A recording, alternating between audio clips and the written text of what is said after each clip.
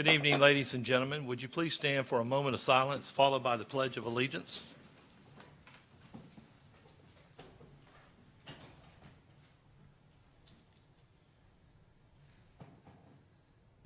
Amen. I pledge allegiance to the flag of the United States of America and to the republic for which it stands, one nation, under God, indivisible, with liberty and justice for all.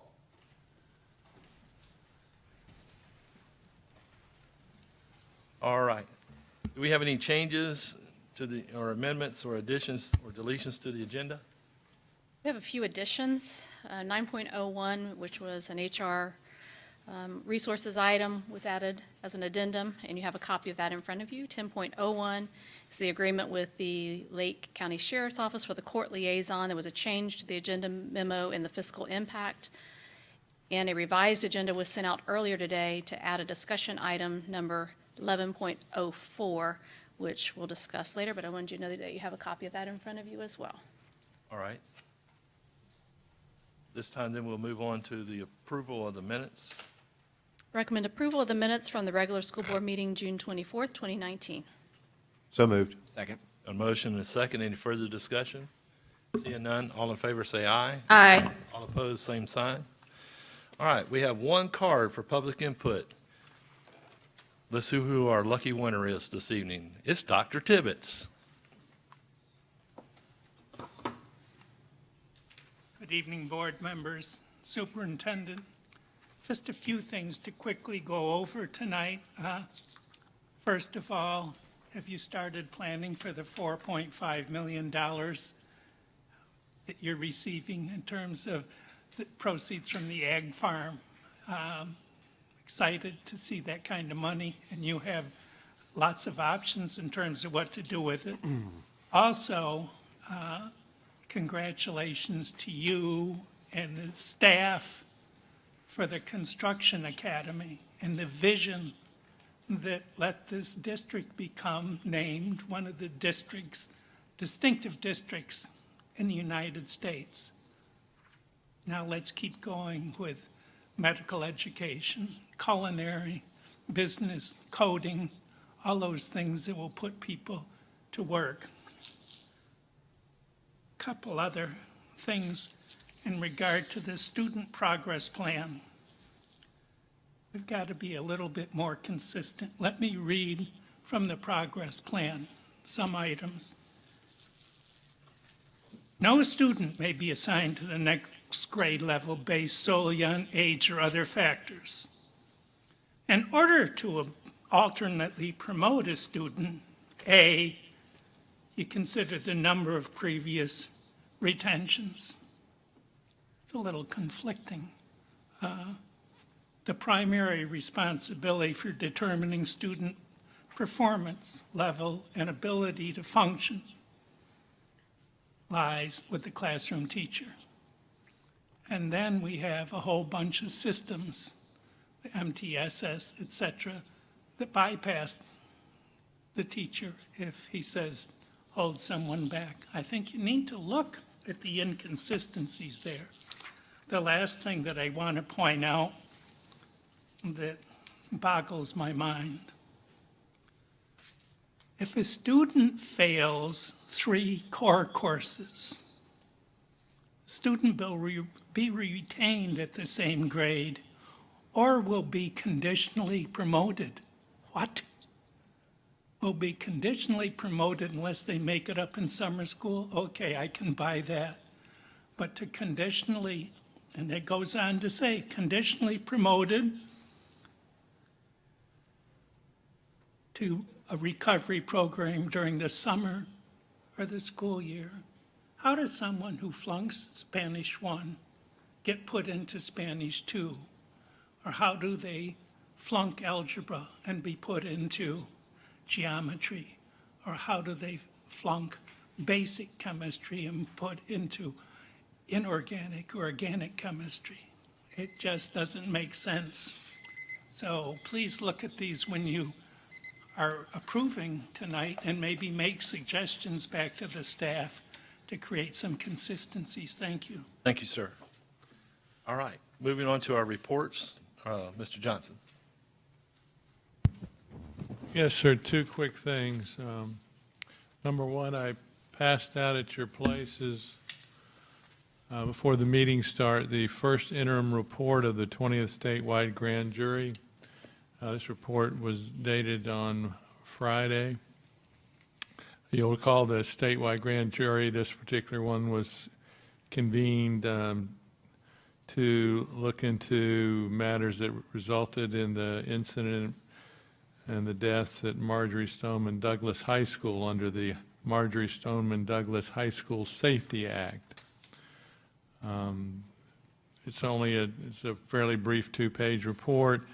Essentially, it says that, reading between the lines, that the grand jury is not completely satisfied with the testimony regarding administrative issues in the implementation of the Marjorie Stoneman Douglas Act. And it encourages all the school districts to use the time between now and the beginning of the school year to make sure that all of the protections are in place and all of the procedures are completed to safeguard the students in the Florida's public schools. The other matter that's come up is we've had a notification from the Department of Education that Imagine Charter School has filed a request for a mediation. The mediation particularly deals with the manner in which it receives payment of monies under the tax referendum that was recently passed. Imagine believes that it is entitled to receive the monies in July before they're collected, and also is under the misconception that they're entitled to utilize it for certain items which the statute does not permit. The mediation would be a person appointed by DOE. We did this once before with Imagine relating to some of the charges for services provided by the school district. And the DOE will appoint a mediator, and then if it goes like it did the last time, we essentially had 2 or 3 conference calls with the people involved and went back and forth in discussing it. And it resolved the issue the last time we utilized it. If we don't agree to go to a mediation at this point in time, then the next step under the statute is for whichever party wants the mediation will get a Department of Administrative hearing officer, and then you'll have a full-blown hearing, and there's an attorney's fee for prevailing party provision in the statute relating to that hearing. So I'm recommending and going to advise DOE that, unless there's some objection here tonight, that we'll agree to a mediation and we'll proceed and see if we can get it resolved in that manner first. Everybody okay with that? That's all I have, Mr. Chairman. All right. We have no unfinished business, so no items were pulled from the consent agenda. So, Superintendent, what's your pleasure? I recommend approval of consent agenda items 8.01 to 10.03. So move. Got a Second. Sorry, it's not any louder. Second. Got a motion and a second. Any further discussion? Seeing none, all in favor say aye. Aye. All opposed, same sign. Moving on to the discussion items, in 11.01, the final approval of the 2019-20 Student Progression Plan. And I'm going to turn this over to our attorney. Yes, sir.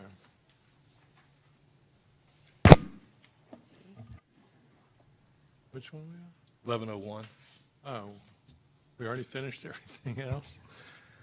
1101 is the final approval of the 2019-2020 Student Progression Plan. If there's anyone here this evening that wishes to speak to this particular item, then please come forward to the podium at this time. Mr. Chairman, I don't see anyone coming forward and believe it appropriate to close the public hearing. All right. Superintendent. I recommend final approval of the 2019-2020 Student Progression Plan for the 1920 school year. Second. Okay, motion and a second. Any further discussion? Seeing none, all in favor say aye. Aye. All opposed, same sign. 11.02, Mr. Eleven- Johnson. Excuse me. 11.02 is the final approval of the 2019-2020 Code of Student Conduct and Policy Guide. If there's anyone here this evening that wishes to speak to this policy, please come forward to the podium at this time.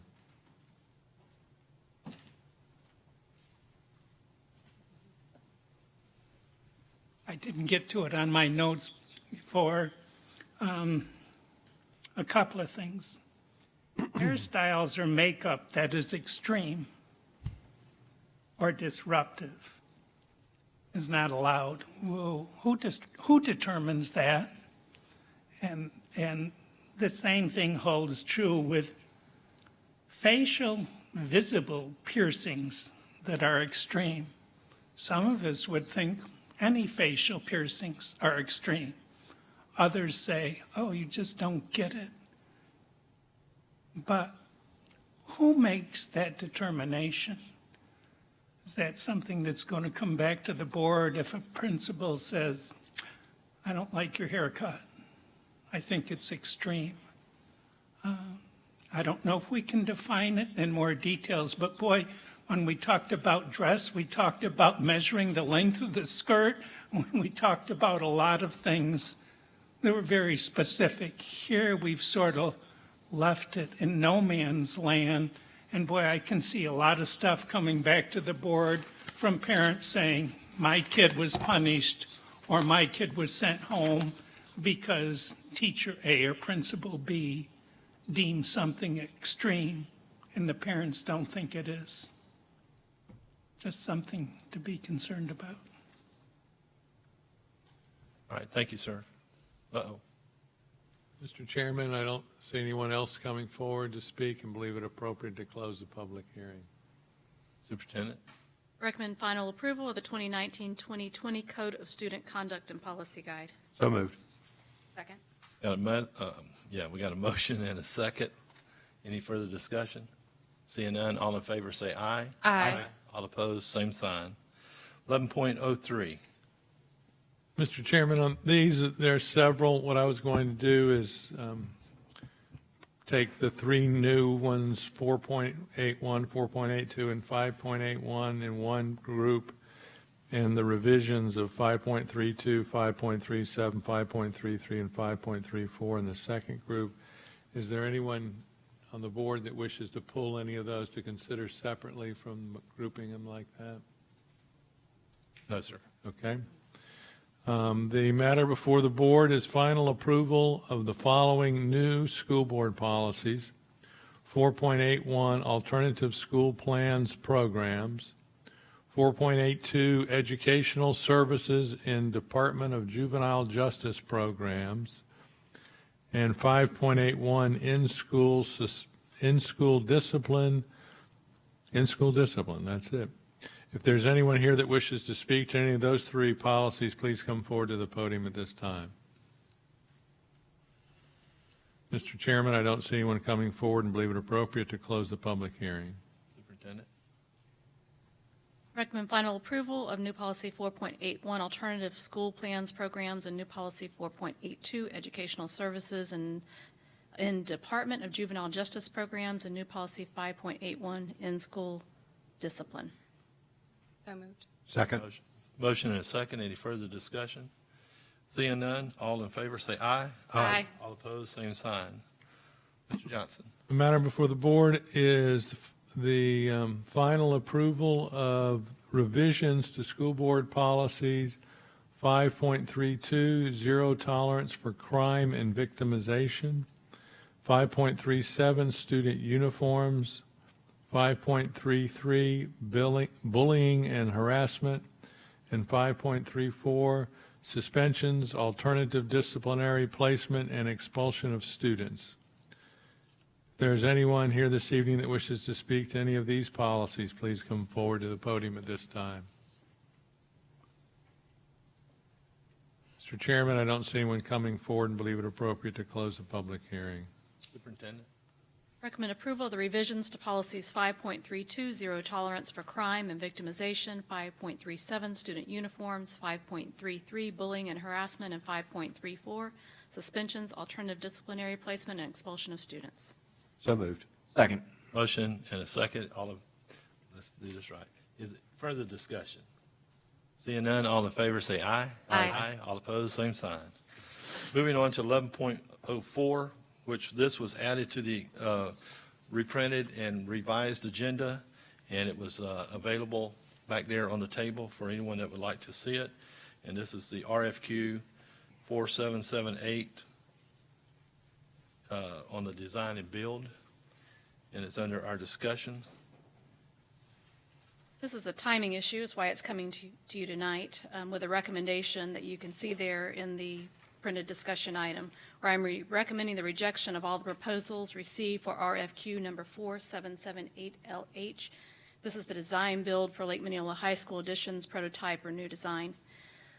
In further review of the various bid submissions, we discovered that there were some irregularities,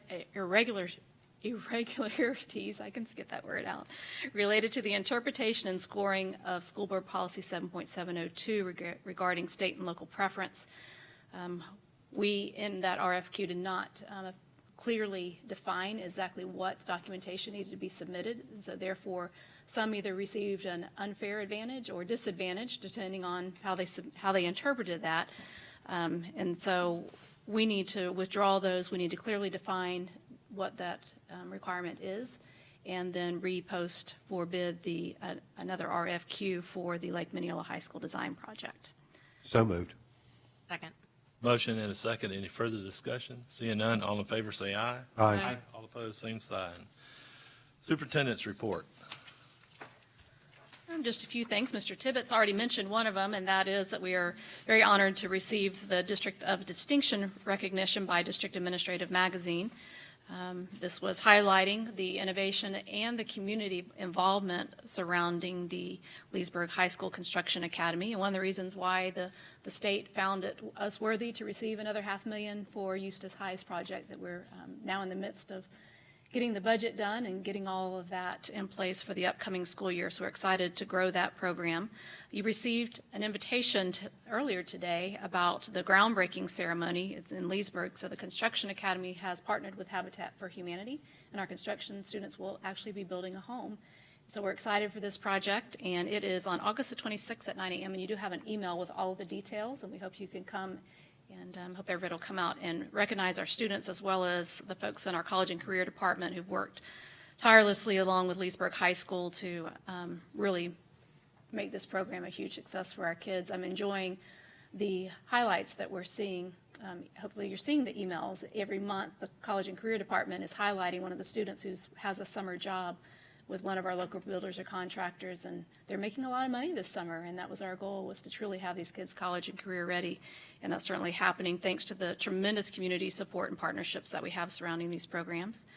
The other thing I want to mention is that summer is winding down, and we are welcoming all of our new teachers with our new beginnings coming up in the next couple of weeks. And so we look forward to welcoming all of our new teachers and just getting back into the swing of school as we get back to the business of educating our kids. On August the 5th, I'd like to propose that we have a workshop. We have a couple of agenda items that we need to cover if we can do so. One is some updates to the budget, kind of where we are and moving forward with that. We also have some capital plan revisions to go over. And we also have the consultant who did our impact fee study available on that day to be able to come and review the impact fee study with the board. So if that is not a good date, we need to look for an alternative. I know that the consultant was having some trouble finding a date, but we can certainly see if there's any other recommendations from the board. Even if it's not a Monday, we need to have some discussion about that. My family will be on vacation the 3rd to the 10th. So we're out that whole week, Saturday to Saturday. Okay. And I've got my son's white coat event on the 9th. I mean, on the 5th. On the 5th, okay. Oh, yeah. Would it be something that we could do on like we did before, earlier in the day on the 12th? before the board meeting? I'd be totally fine with that.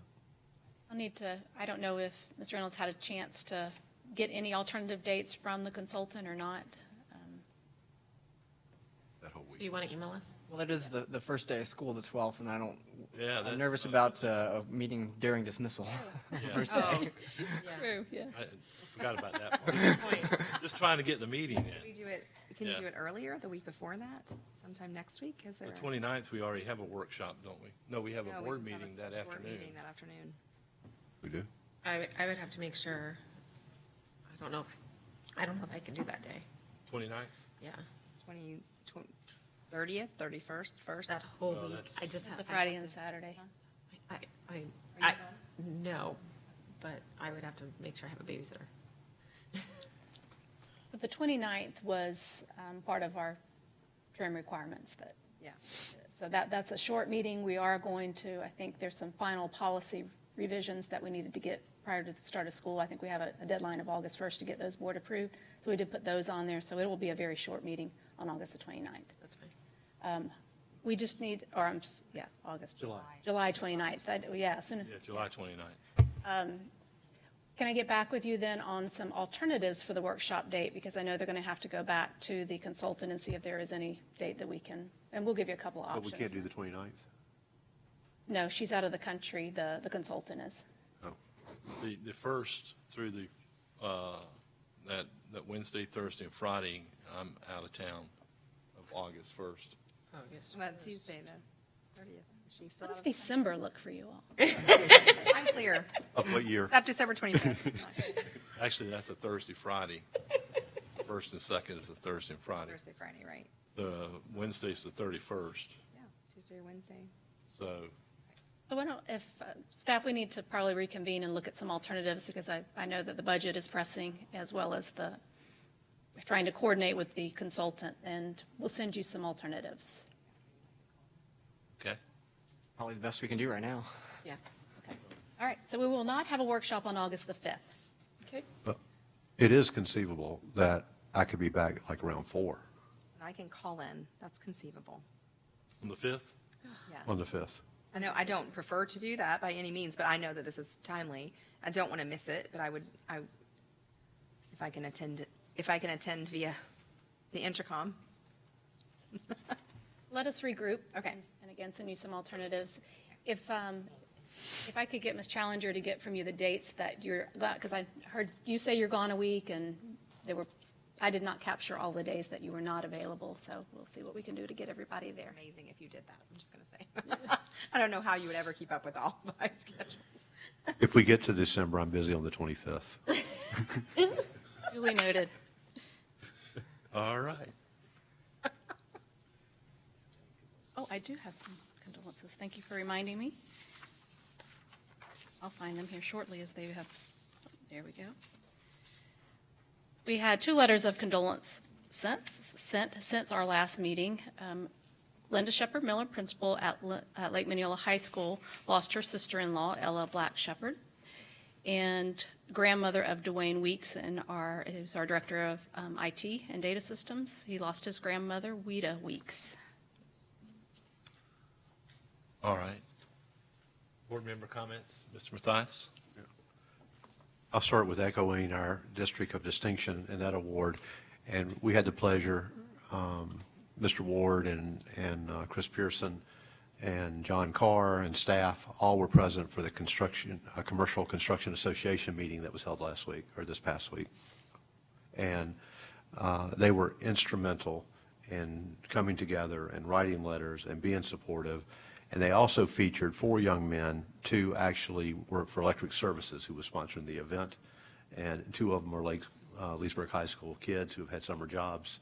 And to hear those young men speak about that experience, one had actually been at a Chick-fil-A prior to coming to work, and actually now has found a career. So that was pretty exciting.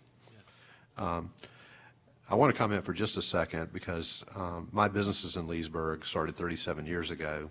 And one thing about Leesburg is people that live in Leesburg and are from Leesburg can talk about Leesburg, but if you're outside of Leesburg, then they're very protective. And the phone calls that I've received and people reaching out that want to support Beverly Shores has been off the charts. And so I expect we'll see great things. I've tempered it some to let them get their breath and not overwhelm them. But I was struck by an article, I'm not sure, Payne, if you wrote the article about the funding and the support, but it seemed when I read that the state of Florida, if you're an F school, then your teachers can get up to $7,500 additional dollars. And there was something there about $15,000. I don't understand that. But wouldn't it be great if the state of Florida actually funded our schools so that we can pay our teachers so we don't become Fs? And that's what struck me from the whole article. And that's all I have to say about that.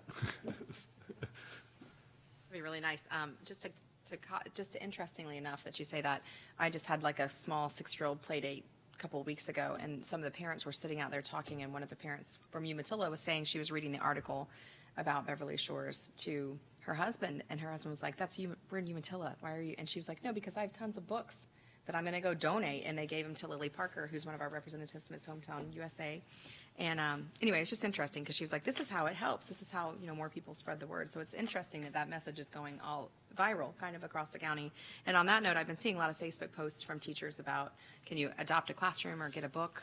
And if you offer to do the Scholastic Book Program for one kid, it's like $10. And I've seen that everywhere. So it's interesting to see them already back and thinking about how they can increase their classroom. And if you see a way to support a teacher, I'm seeing lots of those out there right now, which means they're already gearing back up for school. I ran into one at Walmart today, and she said, I went to my classroom today, so they're ready. We've had the discussion in our house about it being 3 weeks away or 4 weeks away, and that's coming. So we're getting ready for it. Everybody's gearing up for it, and I'm excited about seeing everybody doing that. I also wanted to just say a big thank you to Sabrina Dilla Bakes and Dr. Lantry, the whole department that's been working on just the discipline plans that we're changing, the way we're going to strategize with in-school suspensions. We did a lot of research a couple weeks ago at UCF talking about suspensions and whether they're effective or non-effective, and it just seems like we're really headed in the right direction with how to meet students' needs in that manner. And so I really appreciate the work that's been done. It's a lot of hard work, and I think it's going to be really good work, and it's going to have a very positive impact on our schools. So I just wanted to make sure I said thank you for that.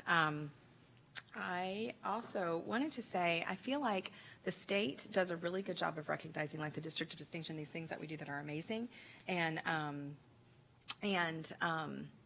the Health Science Collegiate Academy was another one that they really stepped up to the plate and funded some pieces of that. I feel like the High School Teaching Academy could be that. I feel like that could really be the next instrument of ingenuity and innovation, and that we could really do some work in that and see some dollars from the state, as we have with the Construction Academy, that these ideas that we've had that have really been innovative can really gain some traction with federal or with state dollars. So just a thought.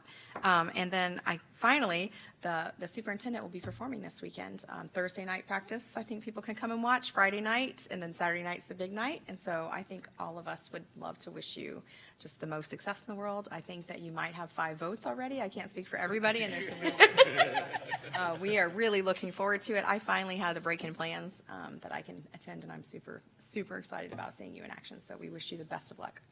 Mm-hmm. It's funny how quickly you blink and you find that summer is winding to that close. At our next regularly scheduled board meeting, we will have already welcomed back our students, right? August the 12th, I think, is our next regular meeting.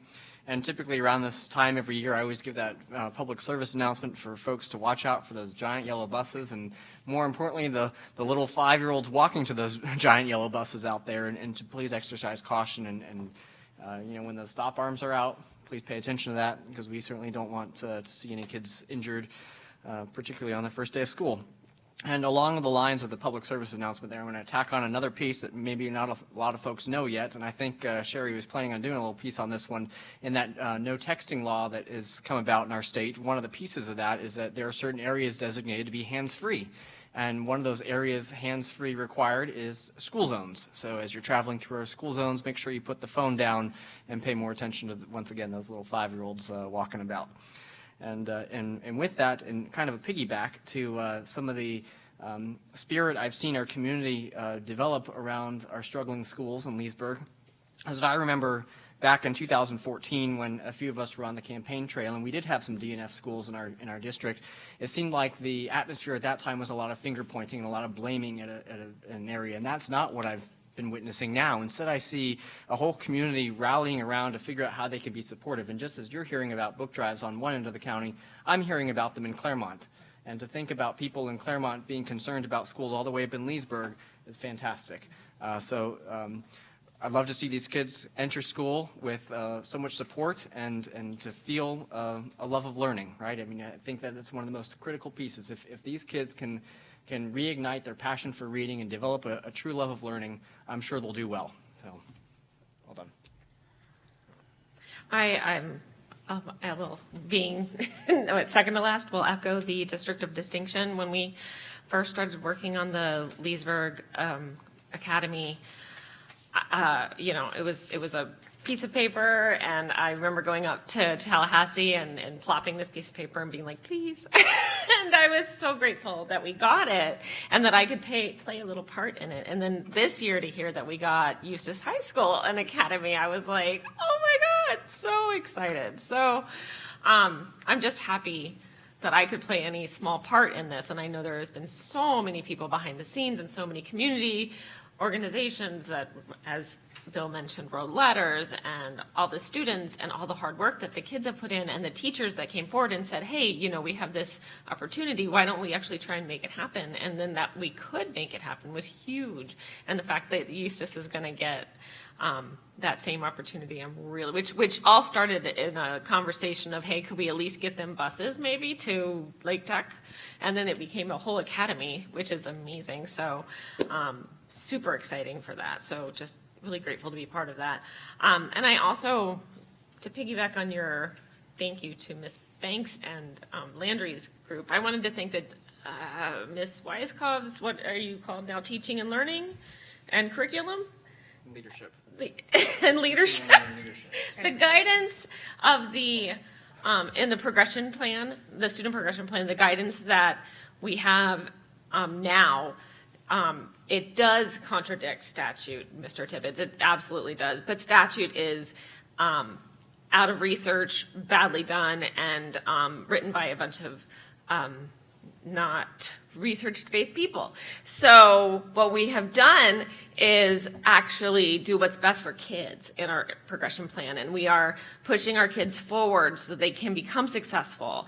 For example, I know in chemistry you can absolutely take biology and chemistry as two completely separate courses. So that kid may move on to chemistry while making up biology class. And that way we're not holding kids back and creating dropouts. And that is what's research-based. And I have been very grateful at the leadership level of our district that we are pushing our kids to become successful in the future in the way that we are. So I wanted to thank that department as well. That's all I have. Ms. Luke? I just wanted to take a minute and just recognize Jensen, and she did not expect this, so I'm taking advantage of being a mom, but her team finished second in the Gulf Coast National Championship this weekend. She's here, so I can embarrass the Jesus out of her and tell her. Would you like to make a speech? Are you ready? Would you like to come to the podium? We were super proud of them, and I'm guaranteeing you guys they would have taken the first place, but we got rained out because they were ready. Did she hit a home run? She didn't hit a home run, but I think we were trying to tally up. I think she's got over 15 RBIs on the week, so. That's great. Yeah. Great job. Yeah, thank you, Mr. Chairman. Red Sox could use some bats right now. Just a sec. All right. Just a couple quick things. Last Tuesday, our assistant superintendent over our finance, Scott Ward, did a presentation to the Lake County commissioners, and he did an outstanding job, and I wanted to recognize him publicly here at this dais this evening about that. And I've heard a lot of comments from individuals that watched it live, some that have watched it since, and some that were actually at the meeting and said, I didn't realize that's how y'all were funded, and that if this works good on the taxes, it looks like you have a lot of taxes, but yet they cut you short over here on this funding, so it balances. Yeah, it's kind of like Social Security. If you get a raise over here, they take it away from you over there, you know. So that's how our funding is done. But the thing is, we are not funded the way that we would like to be funded, and because of that, it causes hardship on us with our teachers and our staff as far as being able to give them raises like we would like to, and also be able to provide for other adventures, I guess you might say, that we would be able to. One of the greatest things I hear about is our Leesburg construction, and now the Eustis High School is going to get it. The other thing I hear about is our dual enrollment, especially with our nursing programs and things of that nature there, how that these students are able to do this while they're still in high school and get credit for it. And then the thing is, once they get out, they can get a job and have a career right out of high school, even though they may not be going to college. And then we have the dual enrollment that also represents and benefits those that are going to college. So I think Lake County Schools is doing a phenomenal job with the resources that we have. And I thank our superintendent and her staff for their diligence in doing everything they can to make the best out of the monies that we have available to us from the state. I think it's a great thing. I just want to also say, because school does start the 12th, anyone living in the city of Tavares that will be driving down New Hampshire Avenue at the intersection of Givens and New Hampshire, it is now a four-way stop. So don't get ticketed for it being a four-way stop, because they will get you more than likely. There's no signs there, but maybe they'll give out warnings the first day or two of school. But just to heed that warning. But I appreciate each one being here this evening. And as it's been said, the superintendent will be participating this weekend, and we wish her well. And her votes will be needed for her to win. The other thing that was, correct me, but didn't she also win a recognition for being the regional for superintendents? Did I miss something on that? No, I was elected as the Area 4 Director of the Superintendent's Association. So, I mean, that's great that we have someone representing us there as well. And with all that said, we're adjourned.